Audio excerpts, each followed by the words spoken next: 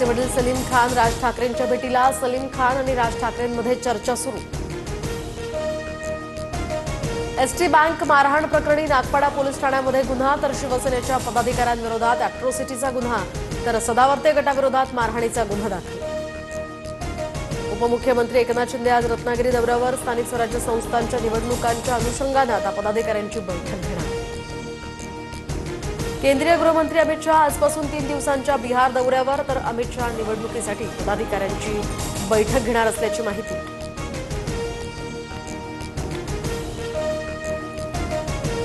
पंतप्रधान नरेंद्र मोदी आज आंध्र प्रदेशच्या दौऱ्यावर, तर मोदी श्रीशैलमधील छत्रपती शिवाजी महाराज स्फूर्ती केंद्राला भेट देणार.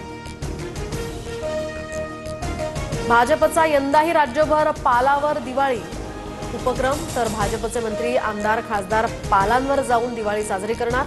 फराळ, मिठाई, कपडे आणि भेटवस्तूंचं वाटप करणार.